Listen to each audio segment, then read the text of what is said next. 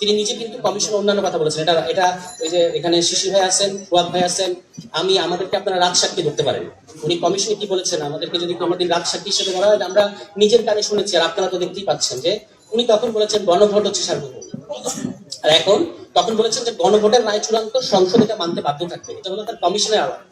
তখন সম্ভবত আবেগ কাজ করেছিল। আর এখন উনি বিবেক দিয়ে বলতেছেন যে গণভোট আমরা মানবো, কিন্তু এই সংবিধানের অধীনে। এখন আমরা এটাকে সংবিধানের অধীনে ঢুকিয়ে নিয়ে যাচ্ছি এই কথা। এবং উনি বলছেন যে ওনাকে মানে ওনাদেরকে নাকি কুইনাইন খাওয়ানো হয়েছে। তো শিশির মনির ভাই একটা মজার কথা বলেছেন সেদিন, যে এমন জ্বর আসছিল কুইনাইন খাওয়ানো ছাড়া আর কি উপায় ছিল। মানে বাংলাদেশ রাষ্ট্রের এমনই জ্বর আসছে যে কুইনাইনই তো খাইতে হবে। এখন কুইনাইন খাওয়ানোর পরে জ্বর সেরে গেছে, আপনি ভুলে গেছেন, এখন আর মানে কুইনাইন ভালো লাগে না। এখন যখন রাষ্ট্রপতি সম্পর্কে ওনারা একটা কথা বলেছেন যে অবৈধ আদেশ দিয়েছেন রাষ্ট্রপতি। মানে আমার মাঝে মাঝে মনে হচ্ছে যে আমরা একজন জীবন্ত সংবিধান, জীবন্ত আদালত দেখতে পাচ্ছি স্যারের মধ্যে।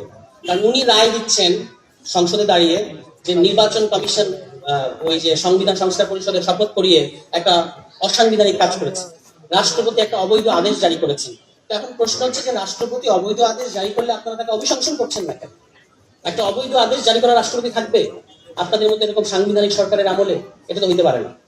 এখন যেভাবে তারা রাষ্ট্রীয় প্রতিষ্ঠানগুলোকে দখল করতেছে, কতটা দ্রুত, অবিশ্বাস্য দ্রুত গতিতে।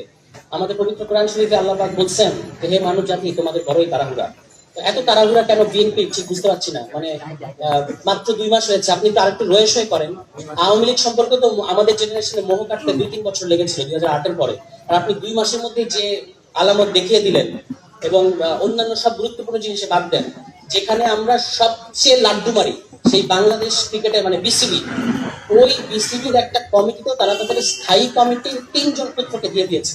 মানে 3 স্থায়ী কমিটির 3 হেভিওয়েট মেম্বারের পুত্র হচ্ছে এখন বিসিবি কমিটিতে। মানে আপনি অন্যান্য জিনিস বাদ দেন, অন্যান্য রাষ্ট্র প্রতিষ্ঠান তারা কি করবে সেটা তো করেন, বিসিবিতেই তারা ওই সালাউদ্দিন আহমেদের সন্তান, মির্জা আব্বাসের সন্তান এবং আমির খসরু সাহেবের সন্তান, তিনজনের সন্তানকে কিন্তু আমরা ওখানে দেখতে পাচ্ছি। এবং এটা নিয়ে প্রশ্ন করার পরে উনি বলছেন যে না, আমরা বাপের দোয়া মানে ইয়ে খুলি নাই। অথচ আমরা দেখতে পেলাম যে উনি বলছেন যে আমার ছেলে একটা শখ করেছিল, একটা ভাষণ দেখলাম ওনার নির্বাচনের আগে। তো এভাবে বাপের দোয়া, মায়ের দোয়া, পাশাপাশি হচ্ছে আপনার বিভিন্ন সংসদ সদস্যের স্ত্রী, ছেলে, মেয়ে, এই ধরনের লোক দিয়ে আমরা দেখতে পাচ্ছি যে একটা পুরোপুরি পরিবারকরণ করা হচ্ছে। তো বিসিবি কে তারা বানিয়ে ফেলেছে পিসিবি, পারিবারিক ক্রিকেট বোর্ড। এখন এইভাবেই তারা সমস্ত রাষ্ট্রীয় প্রতিষ্ঠান চালাবে তাদের। অথচ এই যে সুপ্রিম কোর্ট গতকালকে অ্যাটর্নি জেনারেল বললেন যে তারা হচ্ছে কি করবেন, হাইকোর্টের যে রায়টা, সুপ্রিম কোর্টের আলাদা সচিবালয় করতে হবে, এই হাইকোর্টের রায়ের বিরুদ্ধে আপিল বিভাগে যাবে। অথচ তাদের নিজস্ব 31 দফা, সেই 31 দফার মধ্যে তারা বলেছেন যে সুপ্রিম কোর্টের সচিবালয় প্রতিষ্ঠা করা হবে, অধস্তন আদালতের নিয়ন্ত্রণ সুপ্রিম কোর্টের হাতে দিয়ে দেওয়া হবে। এটা তাদের নির্বাচনী ইশতেহারের মধ্যেও আছে, এটা জুলাই সনদেও আছে, তাদের সেখানে নোট অফ ডিসেন্ট